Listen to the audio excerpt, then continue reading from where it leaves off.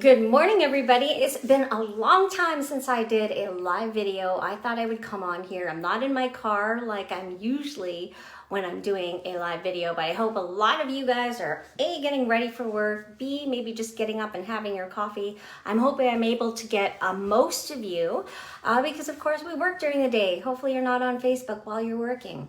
Anyways, I want to come on here because I think this subject is something that needs to be put forth, and maybe most of you don't think about it. The word budget. Okay, wait, before you sign off, I want you to understand that this will be a valuable video, and hopefully it'll give you some insight into how you can use the word budget in your everyday life, therefore allowing you to create wealth for you and your family. I want to say that my story with budgeting actually stems from watching my mom. Actually, I think I got my skills and my attention to money from my mom. I remember her always writing down when her payday was and all the bills she had to pay. I remember all these numbers. She used to handwrite all these numbers. And I realize now that's where I got my budgeting habit. In fact, right after I started to work, so when I first got my first legit job working in a women's clothing store, every paycheck I would do what my mom did. I had a book, I bought it from the dollar store back when there was a dollar store where everything was actually $1. And I would write down the payday, how much the payday was anticipated to be, things that I had to pay for. So once I started to have to pay for my student loan, that was an expense. What was another expense? Another expense was paying off my first credit card, going out to eat, right? Things like that. Now, there were very minimal expenses when I was 18, 19, however old I was. But the thing is, it started then. And it started then because I watched my mom do it. Okay, so for those of you guys who have young children, this is something that you should be watching. But not just for your children, but for yourself, especially if you don't have any kind of habit that you've built to start looking at your money, okay?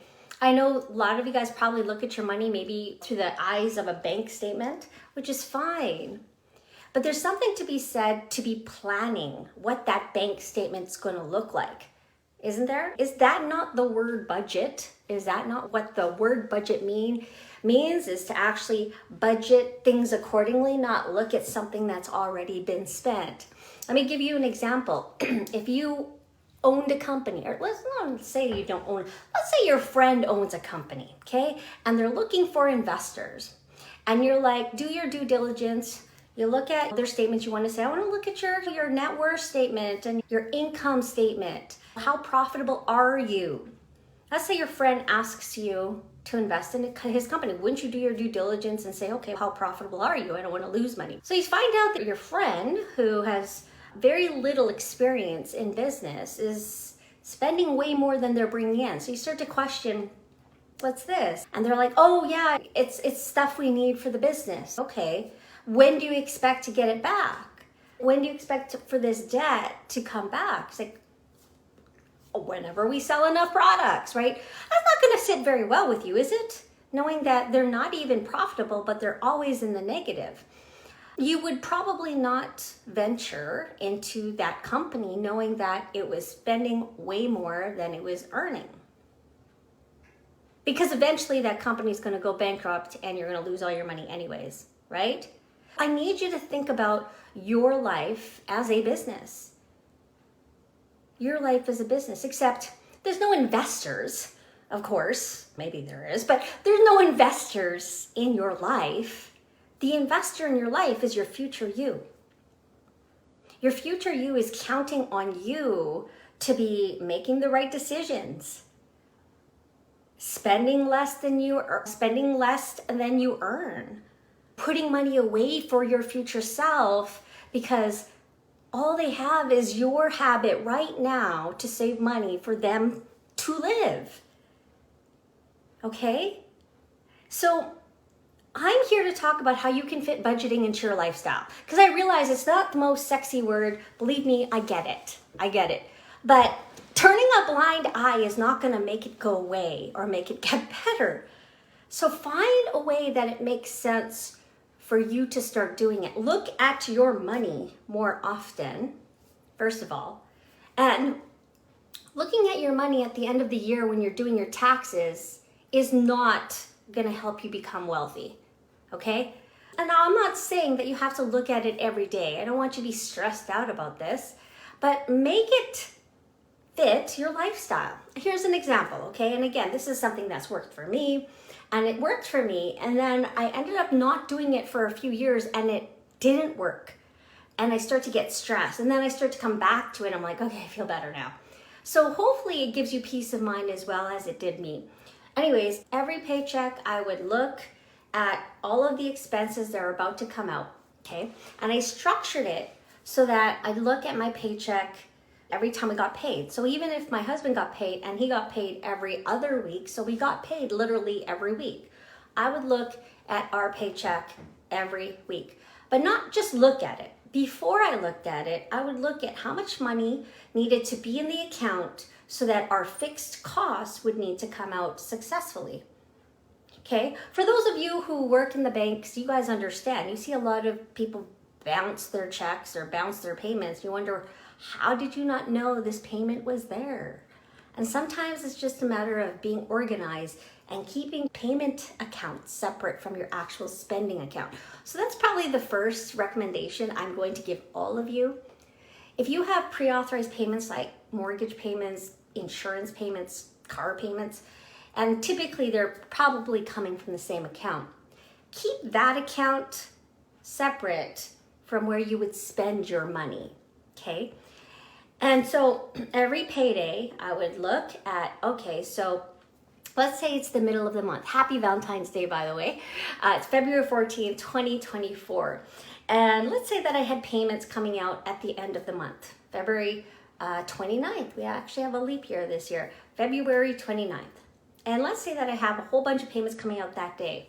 I would look at our paychecks for the next couple weeks to make sure that all of the payments that were coming out on that day would be covered.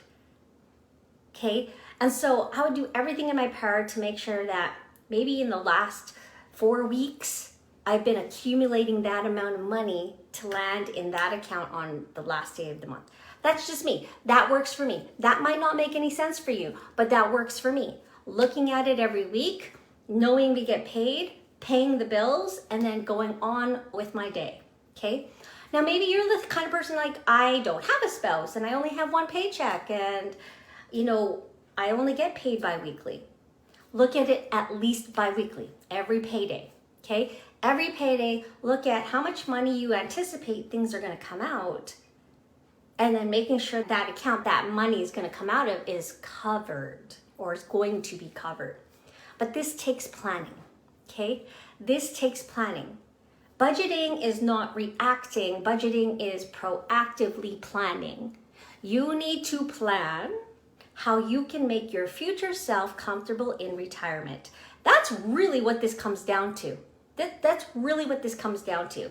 So I hope you understand that there are different ways to work this. You can use a piece of paper and a pen, maybe buy a notebook so you can look back.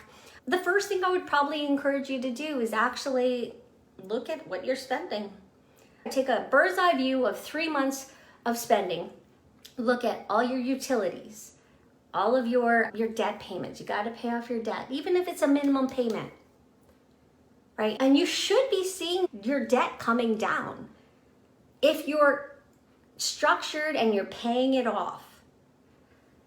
Where a lot of people go wrong is they make the payment, they make a large payment. They make a large payment. You know, being in the financial industry for over 25 years, and I know some of you guys who are watching have been in the financial industry for a while. This is, and you can agree with me, but people are funny. They're funny. How much money do you have on your credit card? Oh, I pay off my credit card. Okay. What's your limit? It's like, wow, $5,000. So you see that they say I pay off my credit card and they make really good money. But you see no savings. There's nothing in their bank account. Like they are living paycheck to paycheck. It is so evident they're living paycheck to paycheck. Maybe you're feeling this too. But what in their head, what they're doing is, I put everything on my credit card and I just pay it off. So that's basically living in your credit card. It's not being debt-free, it's living in your credit card. So for those of you guys who are looking to become debt-free, and that's a totally different talk, you need to work in your minimum payments on your debt in your budget. You need to work in amount for your food. Do not count them as the same thing. I know a lot of you guys say, oh, but I use my credit card to buy my groceries, I get the points, blah. Yes, that's fine, that's totally fine, okay? Use your credit card to get the points, but then throw back the cash on the credit card as if you never spent on the credit card. Okay, so you need an allocation for how much you spend on food. If you have no idea how much you spend on food, that is a big red flag that you need to know how much you spend on food, okay? And it's not just food, it's eating out. How often do you see Tim Hortons on the bank statement? How often do you see Starbucks? How often do you see A&W? Count all of that. I betcha that you're gonna find out that you spend way more money on eating out, unnecessary money on food if you're gonna be eating out. You're probably wasting a lot of food. This is a really good time to really start downsizing the stress that you have with finances. And this is the one way it needs to start, is trying to find a way to budget your money. Your money is important. Your money today is the gateway to helping you have money in the future. And for those of you guys who think, that's far in the future, the far future comes really fast, my friend. I was there. I was your age at one time, and let me tell you, it came super fast. Now I'm scrounging, and now I'm like, oh my father, I have to get ready for my retirement. It's not just enough to put money into RSPs. It's about finding ways to get out of debt, to pay off your mortgage, to learn more about what your Canada pension plan is. Some of you guys say, I have a really good pension. Yeah, maybe you do. You might work in the public sector. But then when I ask you, what is that pension? Oh, I trust my union. I'm sure it's pretty good. Ooh, those are the kind of conversations I have. And it's okay. Okay? No one teaches us about pension. No one teaches us about the two types of pensions out there. No one teaches us about RSPs. No one teaches us about the Canada pension plan. And that's where I come in. I hope you get value from videos like this. I'm not talking about pensions. I'm talking about budgeting. Okay, let's get back to budgeting, Irene. Let's get back to budgeting. Budgeting is the first step in getting to know about your finances. We complain about how the government doesn't teach us finances, or the school system. We complain about how financial education is not taught in the schools. But how many of you guys are seeking proper financial education? It's overwhelming. There's so many things out there. People are telling you should do this, you should invest in this, buy rental properties, buy crypto. Oh, you know how my friend made so much money on the market? Invest in this. There's lots of information. I get it. There's lots of information. And to me, it's not necessarily scammy, okay? I'm not saying that any of those things are not going to work, but it's just so much of them. You just don't know who to trust. So what do? You hide. You cower. You're like, you know what? I'll deal with this tomorrow. I've been there. You know how stressful it is to get all your receipts ready, especially if you're self-employed and I have to do my taxes. Like, I get it. I understand the overwhelm. You'd just rather not. And tomorrow's gonna come. But then years later, tomorrow's come many times and you still haven't touched it. So look for a way to make it fit in your life, okay? That's all I would encourage you to do, is just decide today, I'm gonna start looking at the money that I earn and I work hard for more often. I'm going to plan out when I'm gonna be debt-free. I'm going to take ownership of the savings I have in my pension, of my RSPs, of everything, and I'm going to learn more about what I have. It's the only thing you could do is learn what you have before you even learn what you have to change, isn't it? You don't know if you need to make a change unless you know what you have, and then talk to the right person who's willing to sit down with you and talk to you about the needs of what you're going to have when you finally stop working for money. So budgeting and making it fit into your lifestyle is the first step. I think that's the 5th time I've said that. Make it easy. Don't make it overwhelming. Budgeting is actually planning. Budgeting is not looking at what you have, not crying over what you don't have. But budgeting is planning what you want. If you want to be debt-free, plan for it. If you want to make sure you have money in the account to pay the bills and not bounce any payments, have money in there.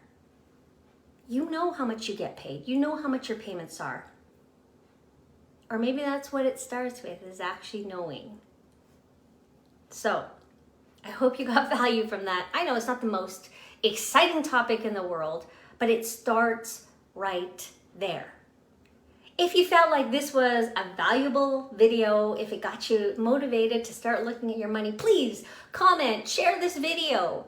I hope that in future days, future weeks, future months, that I can create more value for you. I just want you to feel at peace. That's really what I want to genuinely help people like me, myself, people like my parents who work hard for their money. I just want you to feel financial peace. And it really starts with just recognizing that you're not feeling at peace right now. Anyways, I got you. Have a great day.